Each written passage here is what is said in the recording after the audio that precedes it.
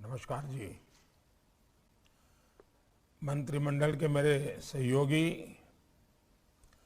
देश भर से पब्लिक और प्राइवेट सेक्टर में हेल्थ केयर से जुड़े सभी professionals, paramedics, nursing, health management, technology और रिसर्च से जुड़े सभी महानुभाव, देवी और सज्जनों,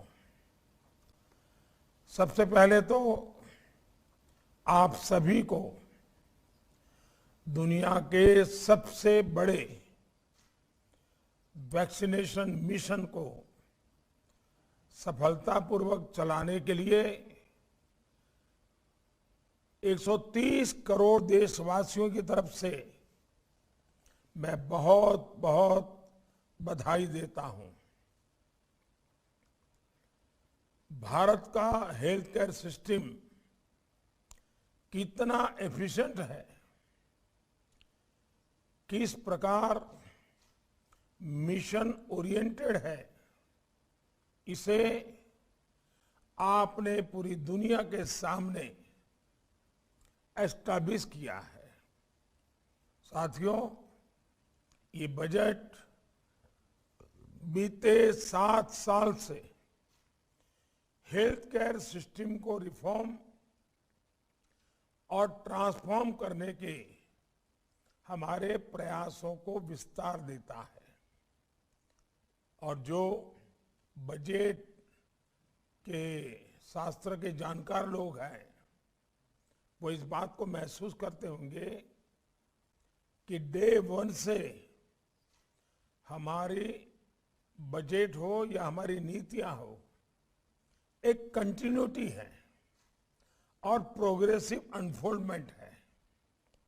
हमने अपने हेल्थ केयर सिस्टम में एक होलिस्टिक अप्रोच को एडॉप्ट किया है।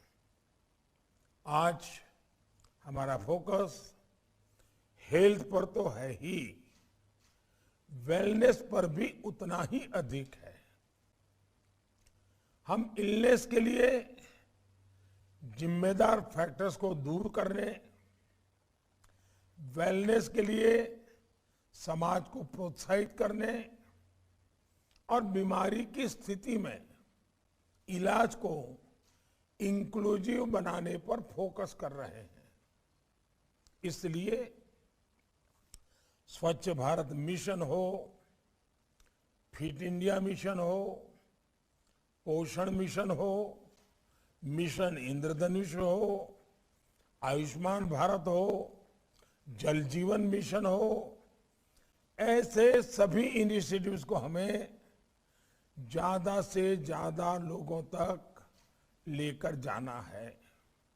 साथियों, जब हम हेल्थ सेक्टर में होलिस्टिक और इंक्लूसिवनेस की बात करते हैं, तो इसमें 3 फैक्टर्स का समावेश कर रहे हैं। पहला, मॉडर्न मेडिकल साइंस से जुड़े इंफ्रास्ट्रक्चर और ह्यूमन रिसोर्स का विस्तार। दूसरा, आयुष जैसी पारंपरिक भारतीय चिकित्सा पद्धति में रिसर्च को प्रोत्साहन और हेल्थ केयर सिस्टम में उसका एक्टिव एंगेजमेंट। और तीसरा, मॉडर्न और फ्यूचरिस्टिक टेक्नोलॉजी के माध्यम से देश के हर व्यक्ति, हर हिस्से तक बेहतर और अफोर्डेबल हेल्थ केयर सुविधाएं पहुंचाना। इसके लिए हमने हेल्थ सेक्टर के बजट में काफी वृद्धि की है। साथियों, हम भारत में ऐसा हेल्थ इंफ्रास्ट्रक्चर बनाना चाहते हैं जो सिर्फ बड़े शहरों तक सीमित ना हो। और आपने देखा होगा कि एक विषय लेकर के मैं लगातार दुनिया के सामने बात कर रहा हूं। खास करके कोरोना के बाद, और मैं कह रहा हूं, वन अर्थ वन हेल्थ, इसी स्पिरिट को हमें हिंदुस्तान में भी वन इंडिया वन हेल्थ, इस मिशन को भी वैसे ही, यानी दूर दराज के क्षेत्रों में भी समान व्यवस्थाएं विकसित करना है। हमारा प्रयास है कि क्रिटिकल हेल्थ केयर सुविधाएं ब्लॉक स्तर पर भी हो, जिला स्तर पर भी हो, गांवों के नजदीक भी हो। इस इंफ्रास्ट्रक्चर को मेंटेन करना और समय समय पर अपग्रेड करना बहुत जरूरी है। इसके लिए प्राइवेट सेक्टर और दूसरे सेक्टर्स को भी ज्यादा ऊर्जा के साथ आगे आना होगा। साथियों, बेहतर पॉलिसी के साथ ही उनका इम्प्लीमेंटेशन भी बहुत आवश्यक होता है। इसके लिए जरूरी है कि ग्राउंड पर जो लोग पॉलिसी को उतारते हैं, उन पर ज्यादा ध्यान दिया जाए। इसके लिए इस बजट में हमने 2 लाख आंगनवाड़ियों को सक्षम आंगनवाड़ियों में अपग्रेड करके उन्हें और सशक्त बनाने का प्रावधान किया है। यही बात पोषण 2.0 पर भी लागू होती है। साथियों, प्राइमरी हेल्थ केयर नेटवर्क को सशक्त करने के लिए 1.5 lakh health and wellness centres के निर्माण का काम भी तेजी से चल रहा है। अभी तक 85,000 से अधिक 85,000 से ज्यादा सेंटर्स रूटीन चेकअप, वैक्सीनेशन और टेस्ट की सुविधा दे रहे हैं। इस बार के बजट में इनमें मेंटल हेल्थ केयर की सुविधा भी जोड़ी गई है। इसे ज्यादा से ज्यादा आबादी तक हम कैसे पहुंच सकते हैं, जागरूकता कैसे बढ़ाई जाए, इसके लिए हम सबको मिलकर के आपको भी अपने प्रयास बढ़ाने ही चाहिए। साथियों, बेहतर हेल्थ इंफ्रा सिर्फ सुविधा ही नहीं, बल्कि ये हेल्थ सर्विस की डिमांड भी बढ़ाता है, जो रोजगार बढ़ाने का भी बहुत बड़ा माध्यम है। बीते सालों में जैसे जैसे हेल्थ सर्विसेज इसकी डिमांड बढ़ रही है, उसके अनुसार ही हम स्किल्ड हेल्थ प्रोफेशनल तैयार करने का भी प्रयास कर रहे हैं।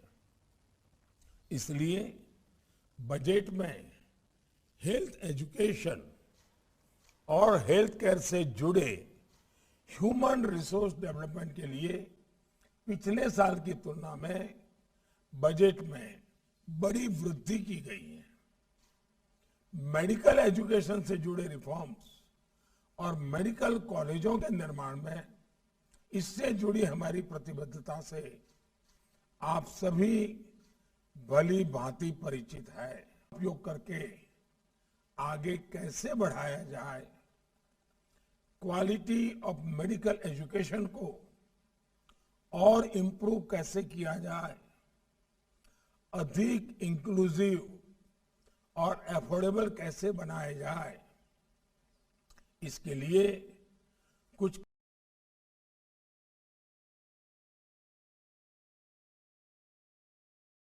कॉन्क्रीट स्टेप्स एक तय समय सीमा में आपके तरफ से लिए जाने चाहिए।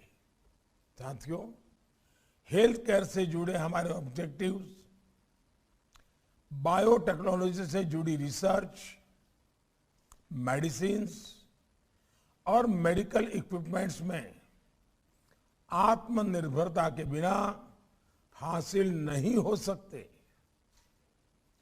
कोरोना काल में हमने ये अनुभव भी किया है, जेनरिक, बल्क ड्रग्स, वैक्सीन और बायोसिमिलर्स के क्षेत्र में विकास की संभावनाओं को हमें टैप करना है। इसलिए हमने मेडिकल इक्विपमेंट्स और दवाओं के कच्चे माल के लिए पीएलआई स्कीम शुरू की है। साथियों, कोरोना वैक्सीनेशन में कोविन जैसे प्लेटफॉर्म के माध्यम से हमारी डिजिटल टेक्नोलॉजी का लोहा पूरी दुनिया ने माना है। Ayushman Bharat digital mission consumer और हेल्थ केयर प्रोवाइडर के बीच एक आसान इंटरफेस उपलब्ध कराता है। इससे देश में उपचार पाना और देना दोनों बहुत आसान हो जाएंगे। इतना ही नहीं, ये भारत के क्वालिटी और अफोर्डेबल हेल्थ केयर सिस्टम की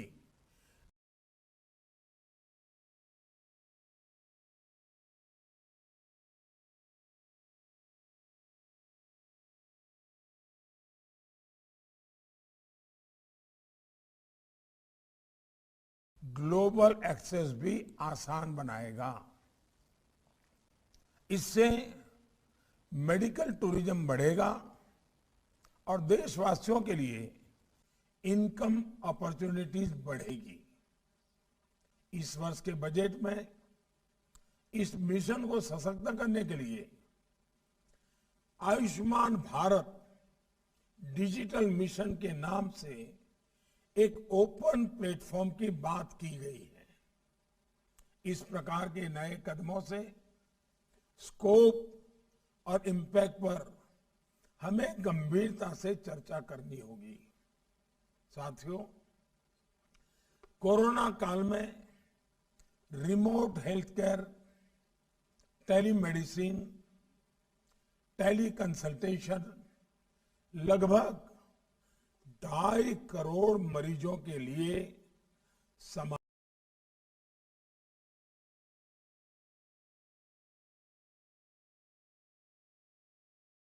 समाधान बनकर के आया।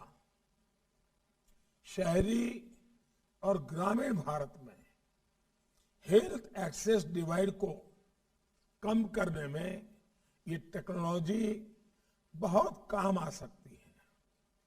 अब तो हम देश के हर गांव में फाइबर नेटवर्क पहुंचा रहे हैं।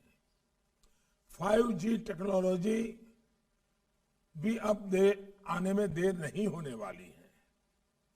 5G टेक्नोलॉजी के उपयोग से रिमोट हेल्थ केयर को जमीन पर उतारने के लिए हमारे प्राइवेट सेक्टर को अपनी भागीदारी बढ़ानी चाहिए।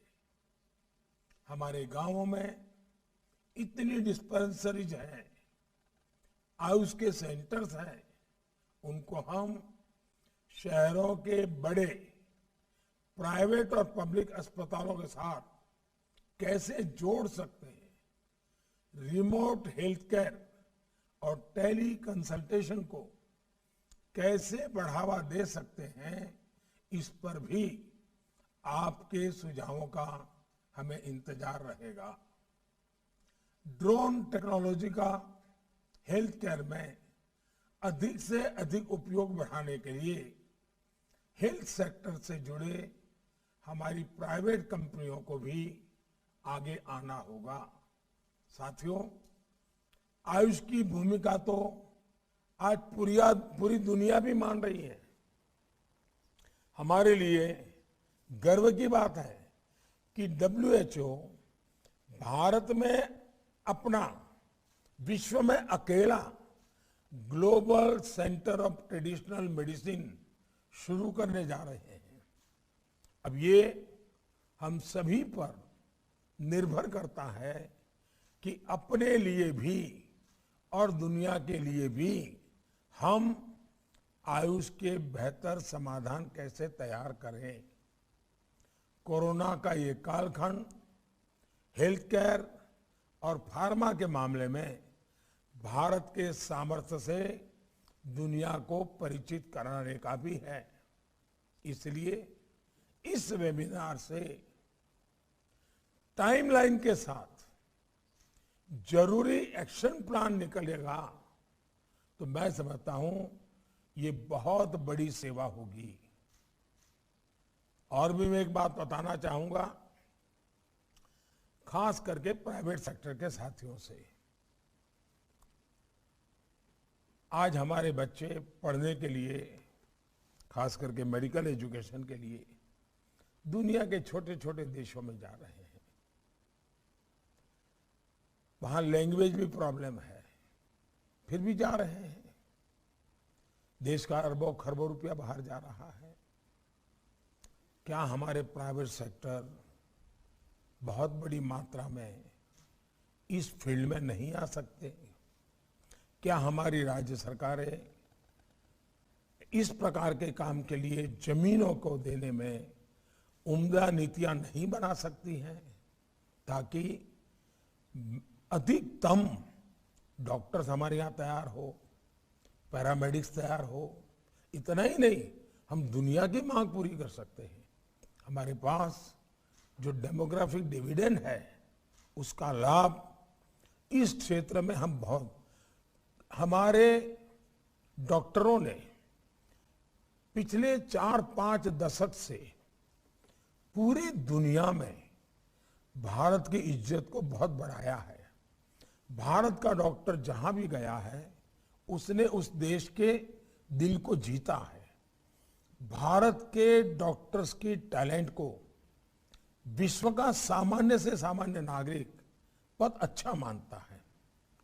इसका मतलब हमारा ब्रांडिंग हो चुका है। अब हमें योग्य लोगों को तैयार करने में तेजी लानी है। उसी प्रकार से दुनिया की सबसे बड़ी हमारी हेल्थ एश्योरेंस स्कीम, मैं इसको हेल्थ इंश्योरेंस स्कीम नहीं कहता हूं, और वो आयुष्मान भारत एश्योर्ड इनकम है। भारत सरकार ने इंश्योरेंस लिया हुआ है। आपके अस्पताल अगर बड़े बन गए और वो गरीब व्यक्ति वहां आएगा, तो उसका पेमेंट भारत सरकार की व्यवस्था से होने वाला है। आपके लिए पैसों के कारण मरीज नहीं आएंगे, वो स्थिति अब नहीं रही है। क्या मेरे प्राइवेट सेक्टर के लोग टियर 2, टियर 3 सिटीज में इंफ्रास्ट्रक्चर के आगे आए?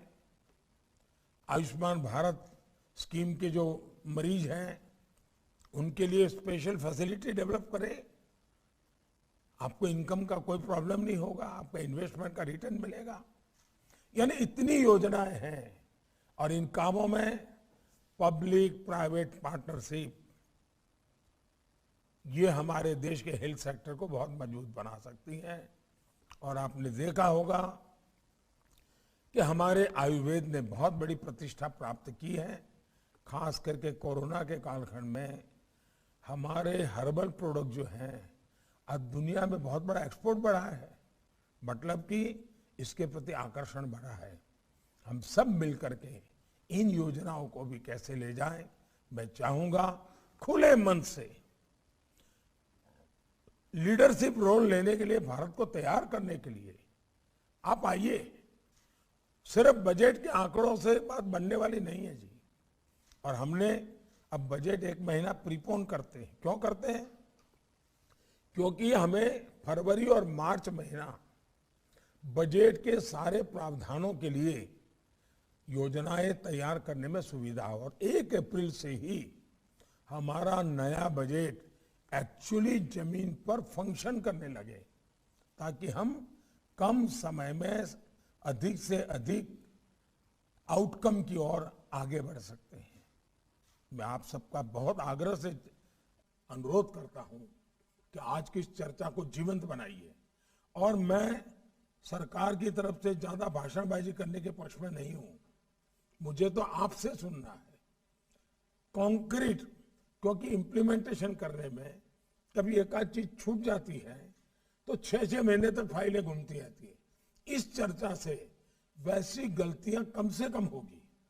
बहुत सरलता से चीजें इंप्लीमेंट करने के बहुत सी बातें हमारे अफसरों को भी, हमारी सिस्टम को भी बहुत अच्छा गाइडेंस मिल सका आपसे, ताकि चीजें हम लागू कर सके। तो मैं चाहता हूं कि आज दुनिया हेल्थ कॉन्शियस इस संकट ने बहुत बड़ा बना दिया है, तब हमें ज्यादा ध्यान देने की जरूरत है। मेरी आप सबको बहुत बहुत शुभकामनाएं हैं। धन्यवाद।